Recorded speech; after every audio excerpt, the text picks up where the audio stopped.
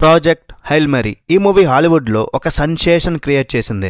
1700 కోట్ల నుండి 2100 కోట్ల మధ్య పెట్టారు.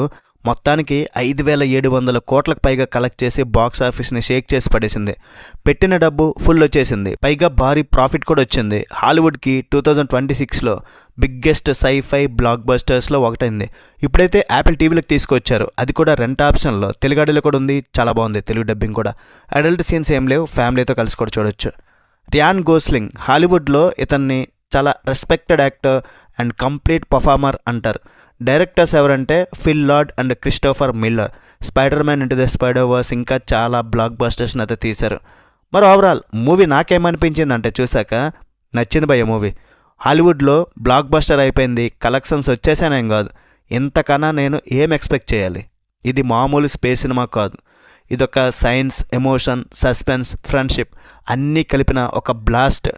మన భూమి నెమ్మదిగా చనిపోతుంటే దాన్ని కాపాడేందుకు ఒక టీచర్ని స్పేస్లోకి పంపిస్తే ఏమవుతుంది?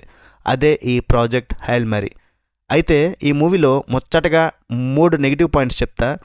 కొన్ని సైన్స్ ఎక్స్ప్లెనేషన్స్ కొంచెం లెంతీగా అనిపిస్తాయి, స్లో పేసింగ్ ఫీల్ అయ్యే మూమెంట్స్ అయితే ఉన్నాయి, ప్యూర్ మాస్ ఆడియన్స్కి కొంచెం టెక్నికల్గా అనిపించవచ్చు. ఫస్ట్ ఈ మూడే నేను ఫస్ట్ చెప్పేసాను, ఎందుకంటే మూవీ ఒక 80 to 90% పాజిటివ్ థింగ్స్ ఉంటే నెగిటివ్ పాయింట్స్ ఎక్కువ హైలైట్ చేసి మాట్లాడతారు చాలామంది, అదే పట్టుకొని ఎలాడుతుంటారు. కానీ ఆ ఐడియాస్ని అర్థం చేసుకునే కెపాసిటీ మీకుంటే మూవీ నెక్స్ట్ లెవెల్ ఉంటుంది. నాకు కూడా కొన్ని సీన్స్ అర్థం కాలేదు, రిపీటెడ్గా చూస్తే కొన్ని బాగా అనిపించినాయి. హాలీవుడ్లో చాలా స్పేస్ మూవీస్ వచ్చాయి, గ్రావిటీ వచ్చింది, మార్టియన్ వచ్చింది, ఇంటర్స్టెల్లర్ కూడా వచ్చింది. కానీ ఈ మూవీ వాటికంటే డిఫరెంట్ ఫీల్ ఇస్తుంది. ఇది ఓన్లీ ఒక స్పేస్ అడ్వెంచర్ కాదు, ఇదొక survival story, mystery, thriller, emotional drama అన్నీ కలిపిన ఒక ప్యాకేజ్. అది కూడా థియేటర్లో చూస్తే నెక్స్ట్ లెవెల్ ఎక్స్పీరియన్స్ ఉండేది, కానీ నేను మిస్ అయిపోయాను.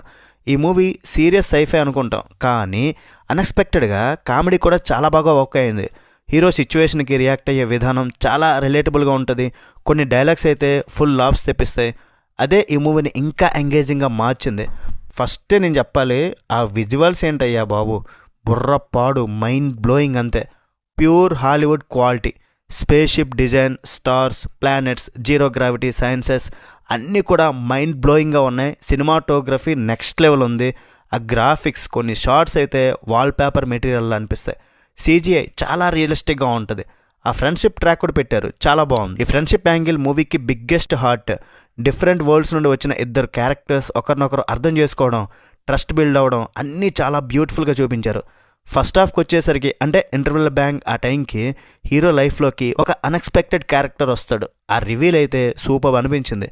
ఇక్కడ నుండి మూవీ పూర్తిగా చేంజ్ అయిపోద్ది. ఇక సెకండ్ హాఫ్ అయితే unexpected problems, life and death situations, continuous tension అయితే ఉంటుంది. కానీ స్క్రీన్ ప్లే చాలా స్మార్ట్గా అండ్ సైన్స్ ఎక్స్ప్లెనేషన్ ఉన్నా సరే పెద్దగా బోరింగ్ ఏమనిపించో, ఆడియన్స్కి ఈజీగా అర్థమయ్యేలా చెప్పారు. ఎస్పెషల్లీ ఒంటరిగా ఉండే ఆ సీన్స్, మనిషి ఒంటరిగా ఎంత మెంటల్లీ బ్రేక్ అవుతాడో బాగా చూపించారు.